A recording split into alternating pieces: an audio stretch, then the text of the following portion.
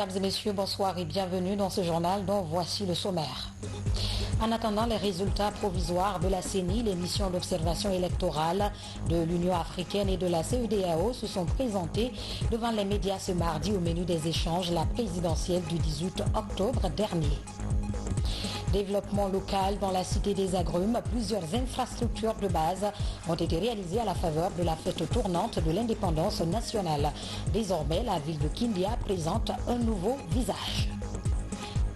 Un vaillant soldat de la presse guinéenne, Ben Daouda Silla, nous a quittés le 18 octobre dernier des suites de maladie à l'hôpital Ignace Dine. La levée du corps a eu lieu dans l'après-midi de ce mardi. C'est tout pour les titres. Bonsoir à tous. Présidentielle du 18 octobre, en attendant les résultats provisoires de la CENI, les missions d'observation électorale de l'Union africaine et de la CEDEAO se sont présentées devant les médias ce mardi. Une bonne lecture a été faite du scrutin du dimanche dernier. Cependant, les deux institutions regrettent l'autoproclamation du candidat de l'UFDG, Mamadi Terna Kamisoko, pour nous faire le point. C'est un point de presse conjoint animé par les missions d'observation électorale de l'Union africaine et de la CEDEAO, en présence de certains diplomates accrédités en Guinée. Conduite par les anciens premiers ministres congolais, capverdiens et du commissaire aux affaires politiques, paix et sécurité de l'Afrique de l'Ouest, elles ont avant et pendant observé le processus électoral relatif à l'organisation de la présidentielle.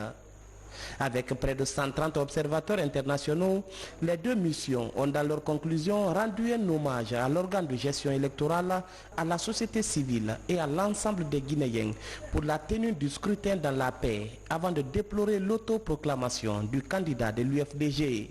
C'est bien dommage que cela arrive sous le toit guinéen, sous le toit d'un peuple fier,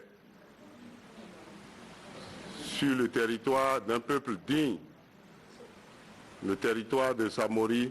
Vous avez entendu un communiqué des Nations Unies, de l'Union africaine et de la CEDEAO sur la question.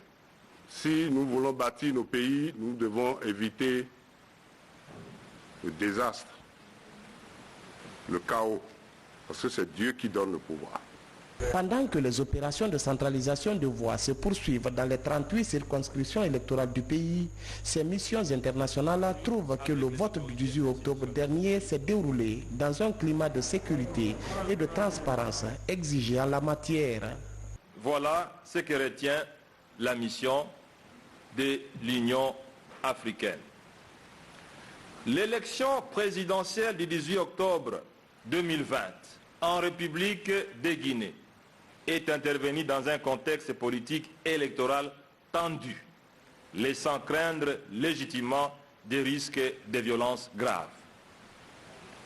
La mission a cependant relevé avec satisfaction que malgré un tel risque, les scrutins s'est déroulé dans la transparence, dans la sécurité, dans le calme et dans la sérénité.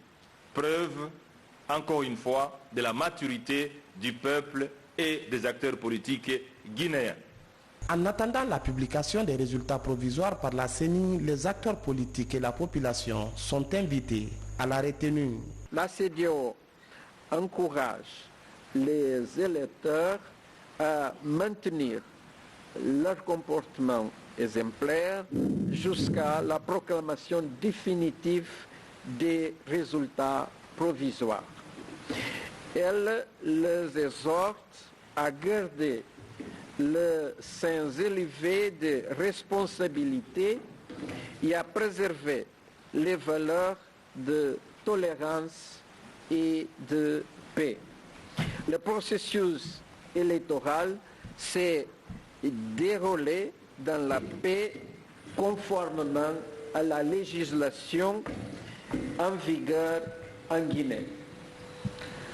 Par ailleurs, la mission lance un appel aux candidats en lice pour les élections présidentielles à respecter les résultats issus des urnes et les exhorte à recourir en cas de besoin aux voies légales pour le règlement de tout contentieux électoral, pour préserver la paix, la stabilité et la démocratie.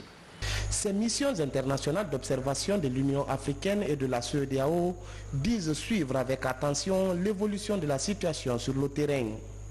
Selon la loi, la CENI dispose de 3 jours après réception du dernier procès verbal pour publier les résultats provisoires de l'élection.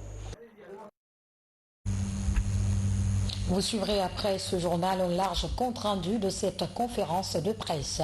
Et puis à la suite de l'Union africaine et de la CEDEAO, plusieurs observateurs internationaux se sont prononcés sur le scrutin du 18 octobre dernier. Voici pour vous quelques rapports dans ce compte-rendu de Mamadi Terna Kamisoko et de Mamadi Gassama.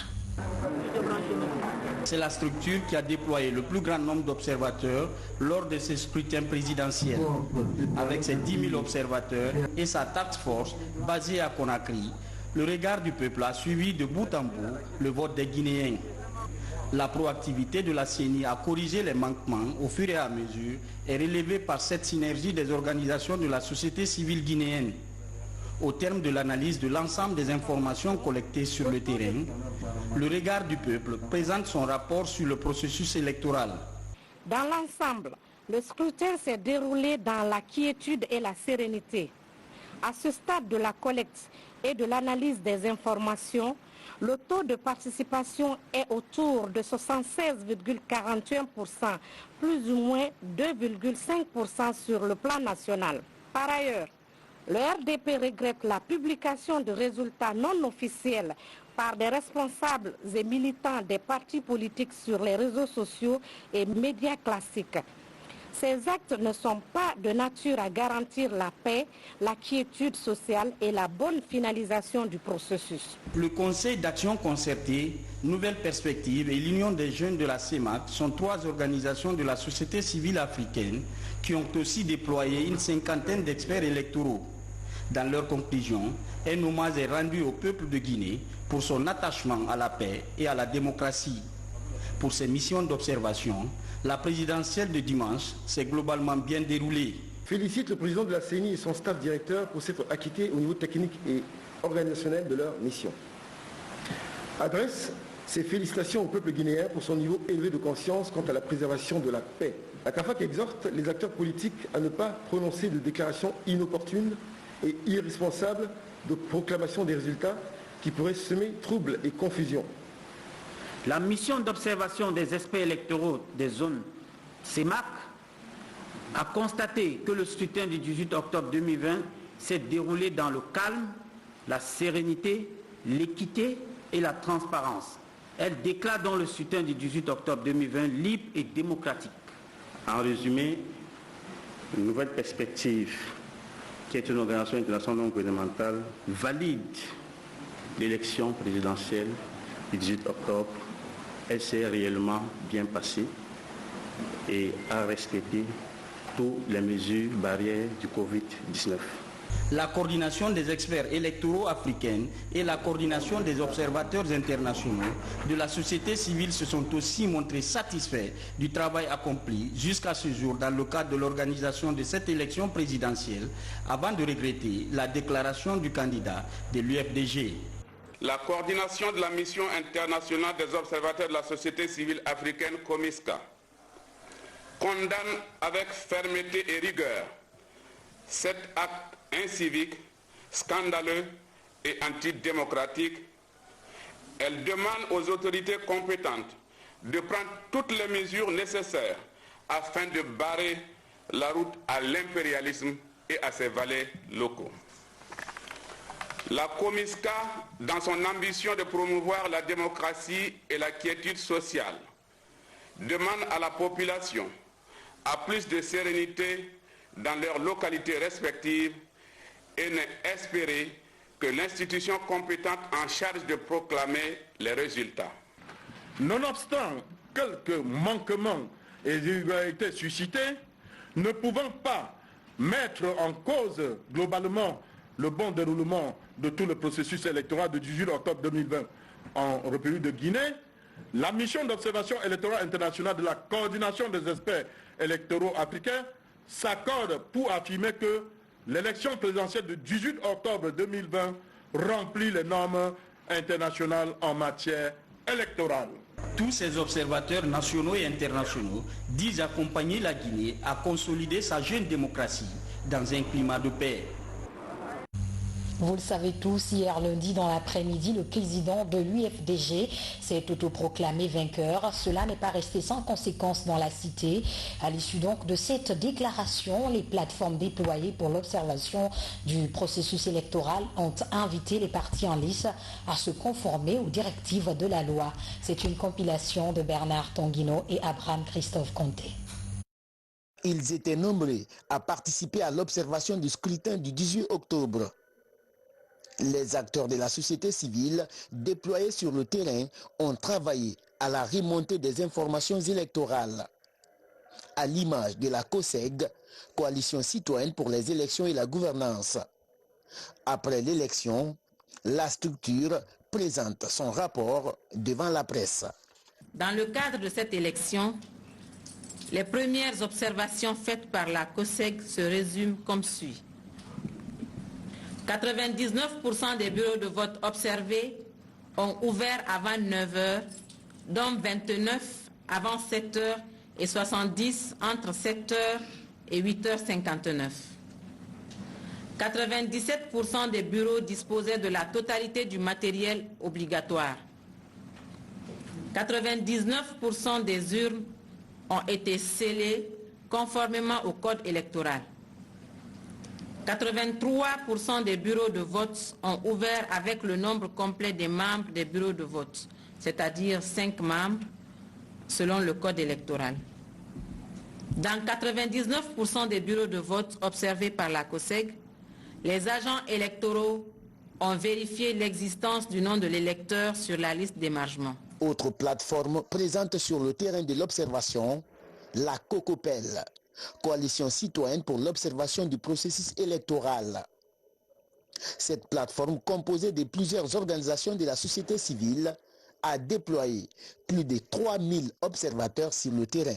Nous remercions la CENI pour la bonne organisation du scrutin du 18 octobre 2020 et nous les invitons à tout mettre en œuvre afin que les résultats reflètent la voix des jeunes.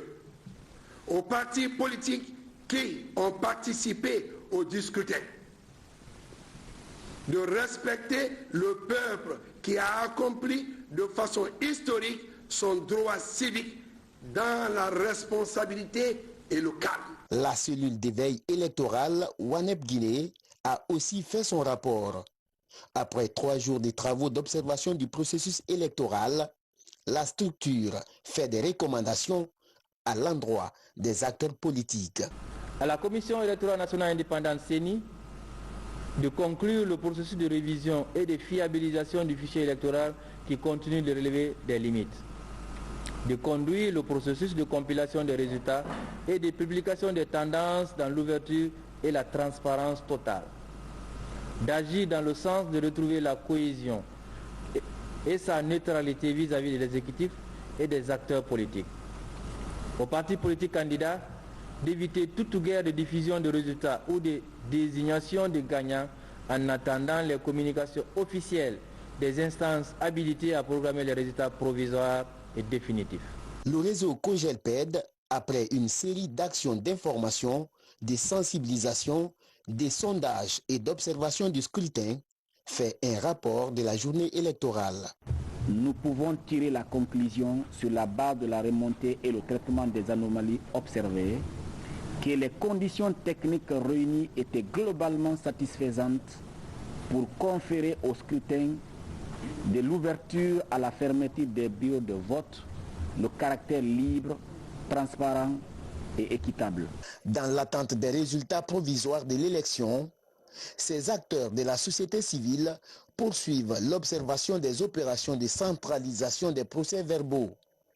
Objectif, permettre à la population d'être informée sur le déroulement complet du processus électoral. Et puis à la CENI, un centre de commandement opérationnel est mis en place.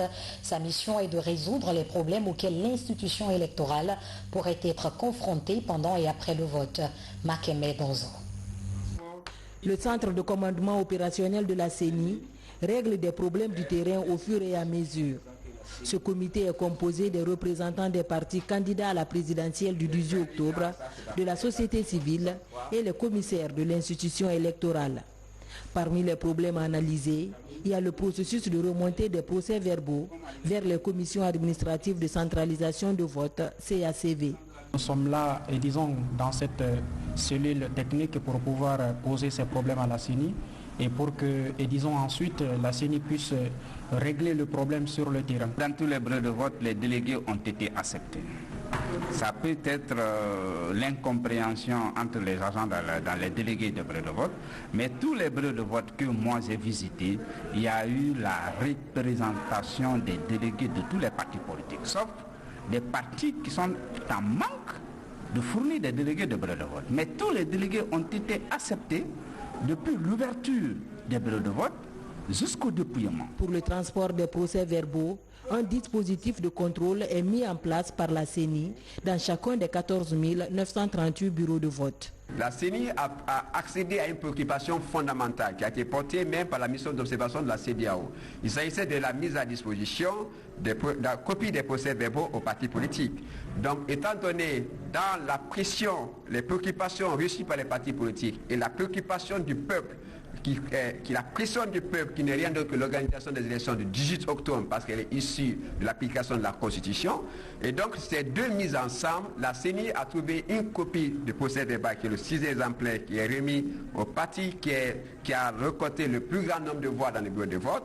Et la CENI a mis des dispositions pratiques au niveau des sièges et ils appartiennent au parti qui a récupéré la copie de se rendre au sein de la CEPI et la CEPI va faire les photocopies pour les 12 autres candidats. Ce centre de commandement opérationnel corrige les incompréhensions du terrain entre les agents de réception et de transmission des procès-verbaux. Le comité reste fonctionnel jusqu'à la réception du dernier procès-verbal par la Commission électorale nationale indépendante. Parallèlement à Dabola, le mécanisme de remontée des résultats est en cours. Déjà, plusieurs PV sont au niveau des commissions de centralisation. Face donc à l'enjeu du scrutin, des séances de sensibilisation sont en cours pour maintenir un climat de paix et d'unité nationale. Saïdouman Diallo. La remontée des voix obtenues par les différents candidats se poursuit à l'intérieur du pays. Ces données portées sur des procès-verbaux sécurisés convergent tous vers la commune urbaine, comme ici à Dabola Centre où siège la commission de réception. Cette structure est chargée de procéder à la vérification de tous les documents à l'arrivée. Notre commission est chargée de faire la part des choses.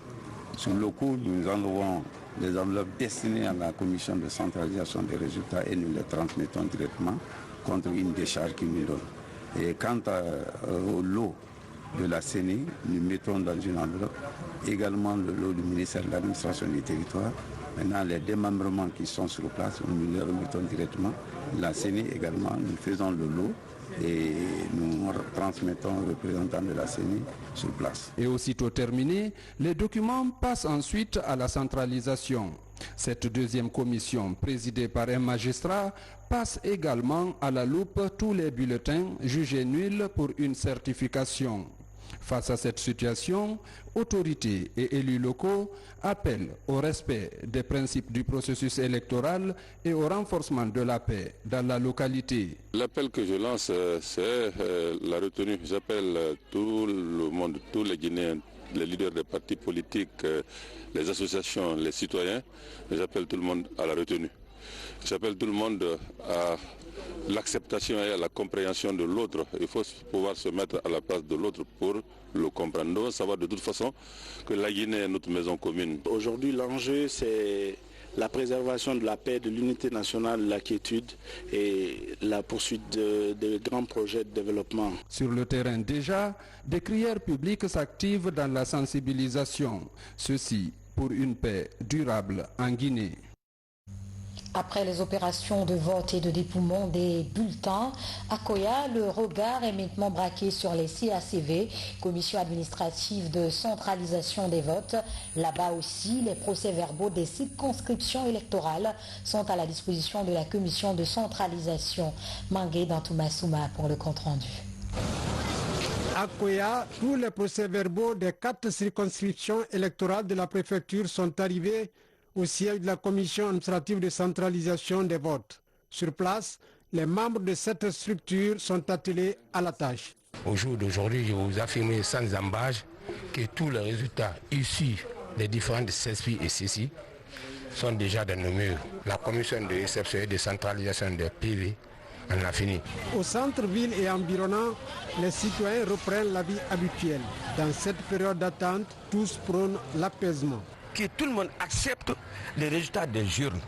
Et moi, je suis convaincu, très convaincu que vraiment, la CENI va faire le rôle de façon loyale, sincère et surtout dans un sens de patriotisme. Aucun pays ne peut se développer sans la paix. Nous sommes tous égaux, même père, même mère. Donc vraiment, on attend la proclamation du résultat de la CENI. Celui qui sera vainqueur, on va le soutenir, parce que c'est notre obligation. Mais nous voulons la paix dans le pays. Comme on le voit dans la préfecture de Koya, la commission administrative de centralisation des votes met le bouchée double. Sur sa table, l'examen des procès-verbaux de 347 bureaux de vote que compte la localité. Une fois terminé,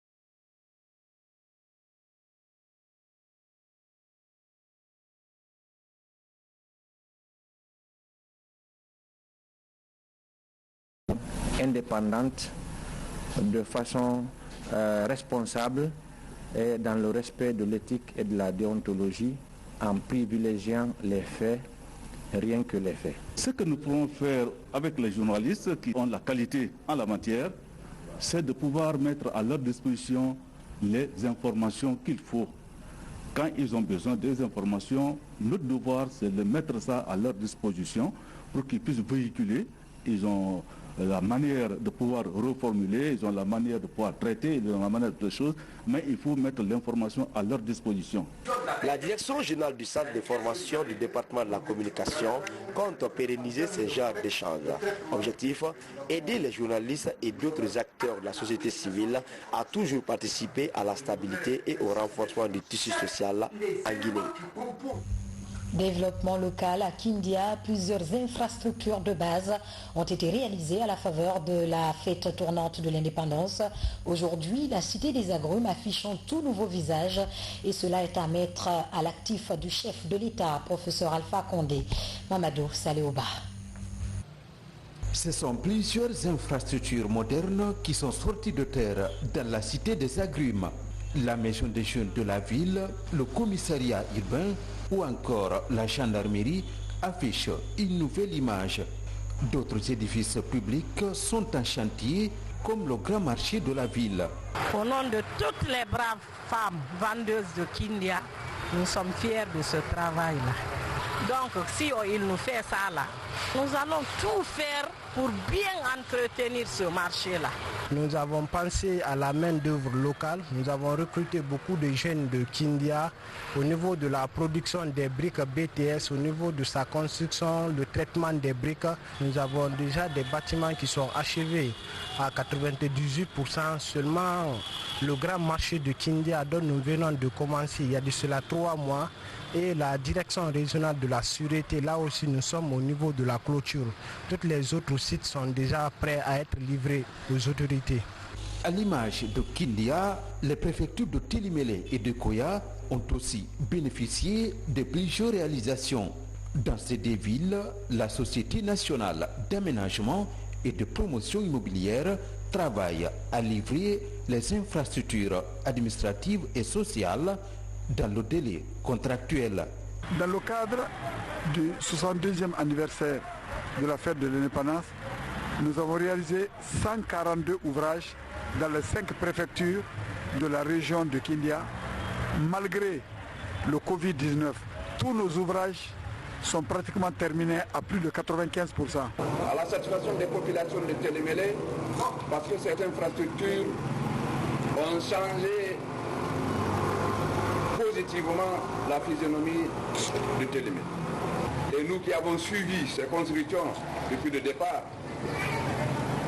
nous savons que c'est des infrastructures solides. Ces édifices sont réalisés à la faveur de la fête tournante de l'indépendance nationale, un programme du gouvernement pour accélérer le développement des collectivités et restaurer l'autorité de l'État. La sous-préfecture de Cinco à Beila vient de bénéficier de nouvelles infrastructures de développement. Il s'agit du bloc administratif entièrement rénové avec une grande extension. La résidence de sous-préfet est également reconstruite. Les travaux sont supportés par le budget national de développement. Des précisions importantes avec Lancé Kamisoko. Voici le nouveau visage de la sous-préfecture de Cinco. Un bloc administratif et une résidence du sous-préfet entièrement rénovés et équipés. C'est une initiative du ministère de l'administration du territoire visant à rendre plus efficaces les services publics. Lancés au mois d'août dernier, les travaux évoluent aujourd'hui à la satisfaction du département de tutelle. L'infrastructure est prête à être inaugurée. Ça, il n'y a pas de problème. À 98%. Parce que les remarques qui ont été faites, ça c'est lié aux ouvriers. Parce que quand ils travaillaient, bon, les peintures ont un peu débordé. Sans quoi l'exécution, la maçonnerie, la menuiserie et le mètre carrelé, tel que l'électricité et l'équipement, tout est fait à 100%. Veiller à la restauration de l'autorité de l'État. Et cette restauration ne peut se faire que quand les administrations territoriales sont dotées d'équipements et d'infrastructures adéquates pour bien mener à leur mission.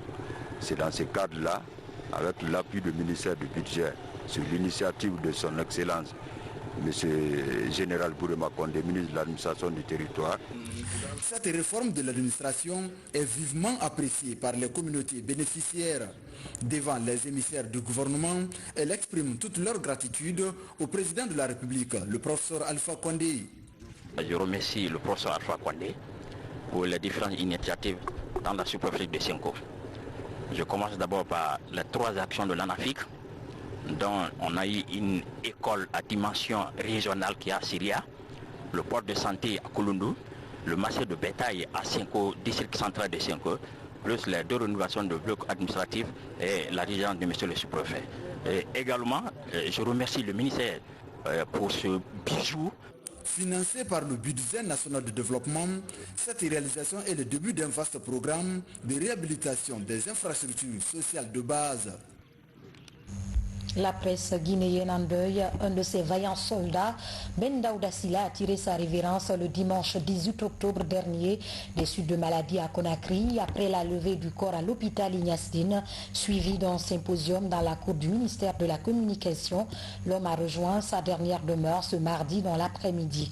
Il repose désormais au grand cimetière de Cameroun. Mohamed Trois Camara pour le film de la cérémonie. Ben Daouda Silla s'en va à jamais en passant l'arme à gauche. Homme de médias, parents et collaborateurs lui ont rendu un dernier et ultime hommage. Il est décédé le 18 octobre dernier à l'hôpital Ignasdine. Jusque-là, directeur général de l'AGP, Agence guinéenne de presse, le défunt reçoit les honneurs de ses confrères de la presse nationale au cours de ce symposium. L'homme que nous allons tout à l'heure accompagner à sa dernière demeure a été durant son parcours un bon journaliste. Oui, il a été un produit de qualité pour sa famille biologique, son milieu professionnel et pour la Guinée tout entière. Son nom est une référence. Sa pratique est une école et son exemple est un véritable guide. En 1986, pendant que nous étions préparés en fin de cycle pour donner des cours de stage dans les lycées, le directeur Zaïnoul a décidé de nous envoyer, Ben et moi, vers son ami Mamadi Kondé à la RTG, alors animateur de l'émission École guinéenne pour un stage de perfectionnement en journalisme. Le sésame était obtenu pour tous les membres de la presse universitaire qui grossiront les rangs 2 ans après dans les couloirs de la RTG et dans les rédactions de la radio et de la télévision. Cette chance, nous la devons à Ben Daouda Silla, qui était déjà fréquent à la RTG comme correspondant de la presse universitaire au compte de Manéa et ami à tous les grands journalistes de la section sportive. Notre ami, collaborateur, confrère, Ben Daouda Silla, qui nous a quittés, a fortement marqué la presse publique nationale guinéenne. Nous avons retenu de lui l'image d'un professionnel accompli. Tous ses collaborateurs ont alors apprécié ses qualités de journaliste. Un homme fier de sa profession qu'il a exercé avec amour et conviction. Ben Daouda avait le sens de l'analyse de l'actualité, la maîtrise des techniques de traitement des informations, le sens de l'équité et de l'honnêteté dans la chaîne de collecte et de traitement des informations. L'émotion est si grande que j'aurais du mal à livrer un message. Je voudrais, dans ces circonstances-là, présenter les condoléances les plus émues de la haute autorité de la communication et, à travers elle, les condoléances de toute la presse à la famille éplorée. Je voudrais dire que Ben a été un journaliste en tout. Ben, on est venu presque au même moment à la RTG. Et Ben est arrivé avec un groupe. Et ce groupe est venu révolutionner la RTG. Paix à son nom. Après la levée du corps, le cortège funèbre se dirige à la mosquée de Boulbini. Cérémonie de prière pleine d'émotion. Puis, la dépouille est acheminée au cimetière de Cameroun. C'est ici que repose désormais notre regretté Ben Daouda Silla. Cette icône de la plume et du micro de la radio nationale était aussi le correspondant permanent de la Voix de l'Allemagne et Africa numéro 1 en Guinée, avant d'occuper les postes de directeur de RKS Radio Kalum Stereo, directeur général de la RTG Boulbini et directeur général de l'agence guinéenne de presse AGP. Ben Daouda Silla, BDS pour les intimes, laisse derrière lui 2 veuves, 3 filles et une presse guinéenne orpheline de sa voix. Paix à l'âme de Ben Daouda Silla, Amin. Paix à son âme, Amin. Fini ce journal, merci pour l'attention particulière que vous accordez à la RTG. Nos programmes se poursuivent sur le www.rtgcoloma.info. Passez une excellente soirée à notre compagnie, surtout restez vigilants. Au revoir.